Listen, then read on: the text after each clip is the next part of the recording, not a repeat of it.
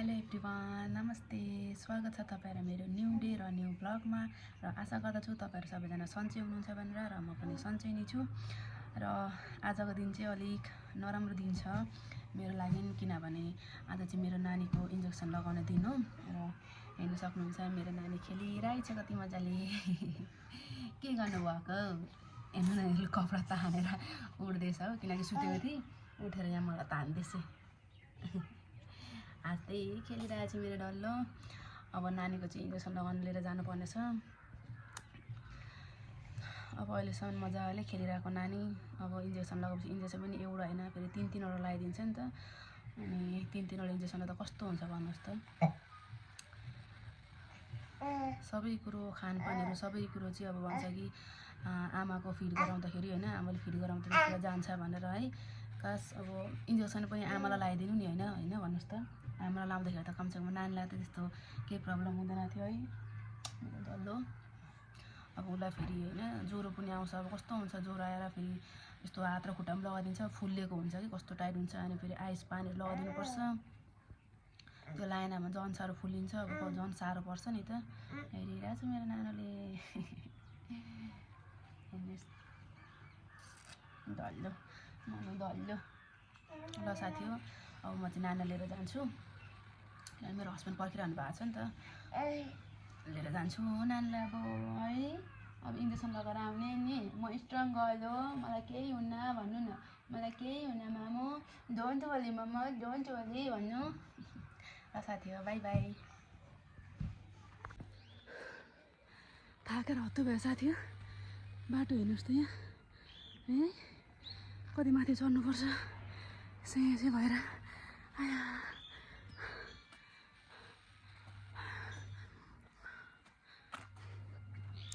यहाँदेखि चाहिँ माथि जानुपर्ने हो होइन नि, थाकेर हत्तु भयो। हेर्नुहोस् त बाटो, ओह जाँदैछौँ आमा छोरी।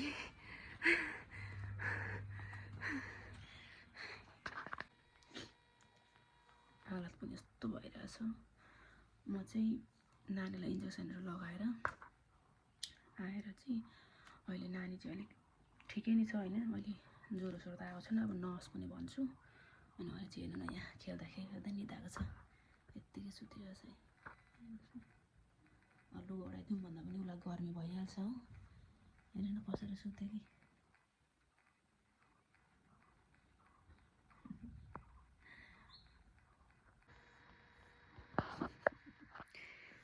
यस्तै सुतिरहेछ, खेल्दै निदाइ।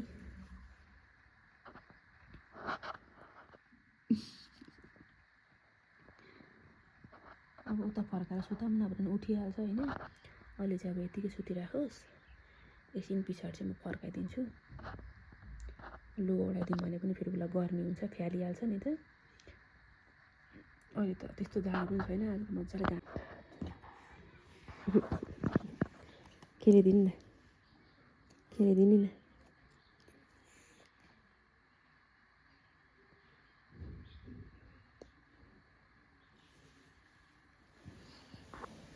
ए पकाने नानी, ए यहाँ चाहिँ त पकाने, ए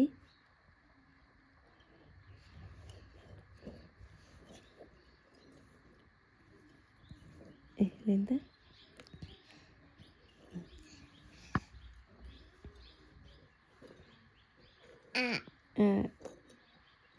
खेल्दिनँ कतिलाई बेर सुत्दिनु भयो मेरो डल्लो त।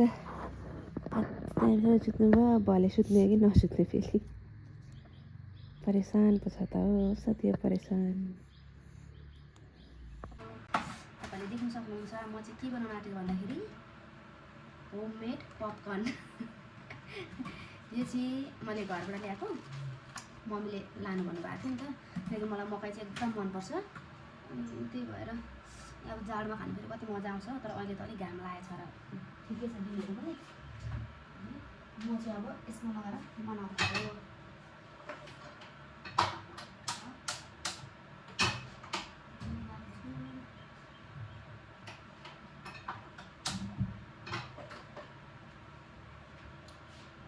म र नानी चाहिँ सुतिरहेको थिएँ, कस्तो भइरहेछ।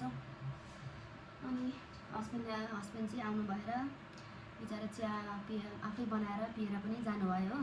मलाई उठाउनु भएन किनकि अब थाहा हुन्छ नि त हस्बेन्डलाई त राम्ररी अब सुत्न पाउँदैन नानीले गर्दा भनेर। अन्त के हुन्छ समस्या लिएर आउनु कताको समस्या पनि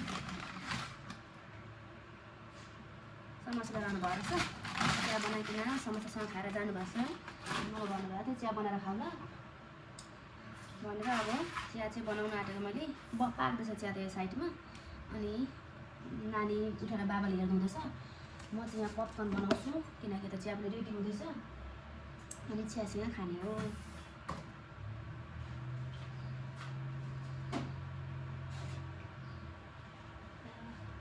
कस्तो भइरहेछ सुतेर दिउँसो सुत्यो भने त कस्तो हुन्छ भने नि शरीर पनि। यहाँ यो चाहिँ नुन हो किनकि बाबाले चाहिँ नुन चिया पिउनुहुन्छ नि त। फेरि म चाहिँ चिनी चिया पिउँछु तर हामी चाहिँ ब्ल्याक टी पिउँछौँ है। दुध चाय चाहिँ पिउँदिनँ किनभने बाबाले पनि पिउनुहुन्न म पनि पिउँदिनँ। हस्बेन्डले त घरमा त पिउनुहुन्छ फेरि यहाँ चाहिँ खोइ किन पिउनुहुन्न कि दुध राम्रो हुँदैन भन्नुहुन्छ नि त।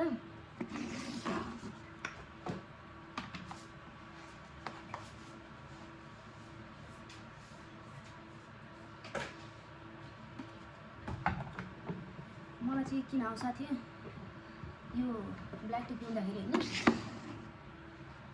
मरिचसँग अनि के अरे चिनी चाहिँ एकदम गुलियो मनपर्छ नि त। धेरै आउँछु कि म चाहिँ।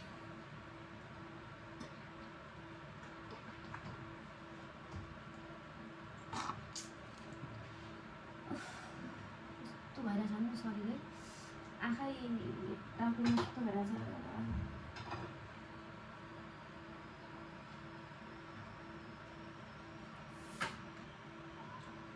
हातहरू फुटेर फेरि हेर्नुहोस् न यस्तो गर्दा पनि त्यो सेतो दागी बस्दैन त्यस्तै भइरहेछ।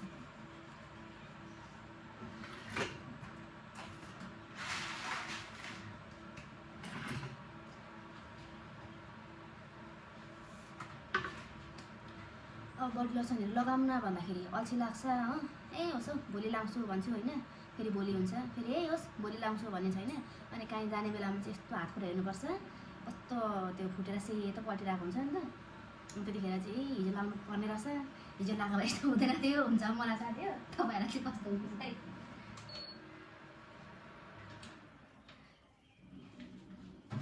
म त त्यस्तो पो छु त भरे भोलि गर्दा गर्दै होइन। पहिला त लाइन थियो होइन अब हुँदो रहेछ त्यस्तो दिनहरू पनि हुँदो रहेछ।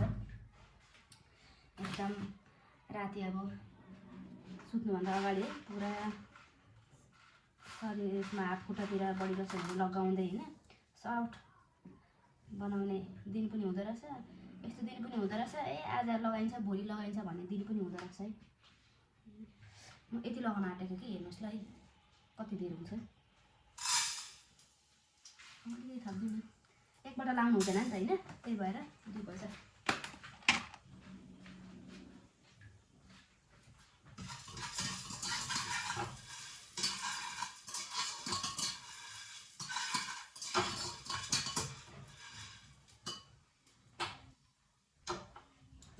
अलिकति नमक लाउनुपर्छ।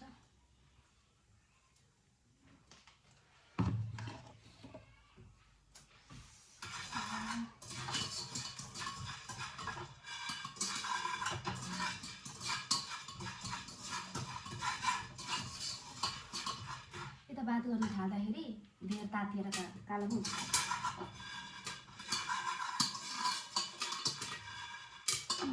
भागहरू भएको ओ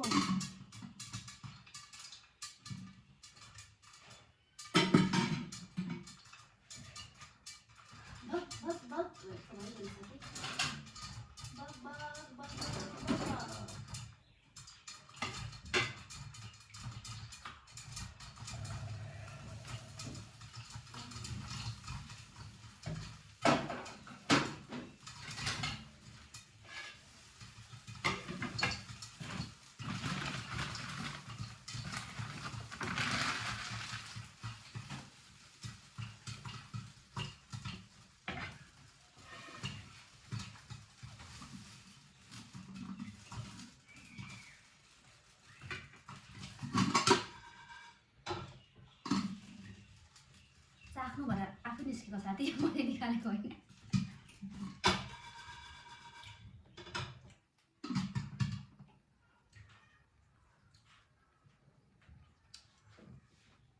बिर्सिएछ झन्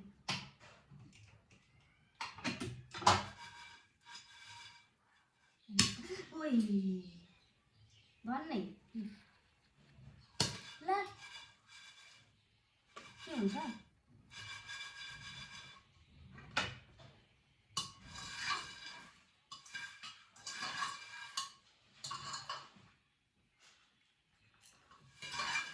जुठो भनिँदैन नि फेरि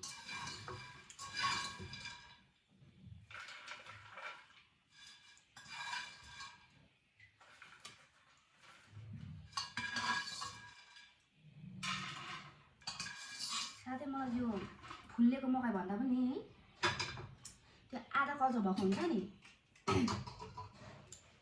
के भन्छ त्यसलाई त्यो चाहिँ मलाई राम्रो लाग्छ कि किनभने यो फुल्लेकोहरू चाहिँ होइन खाँदाखेरि त्यति साह्रो टेस्ट हुँदैन मेरो चिया हो धन्दै चिया साटिएन यो चाहिँ हो मेरो भागा यो चाहिँ हो बाबाको म चाहिँ बाबालाई पुऱ्याइदिन्छु है पुऱ्याएको मात्रै भएन एउटा नानी पनि चाहिसकेको छ नानीलाई चाहिँ प्लेट दिनुपर्छ उसले प्लेटसँग खेल्छ खाने त होइन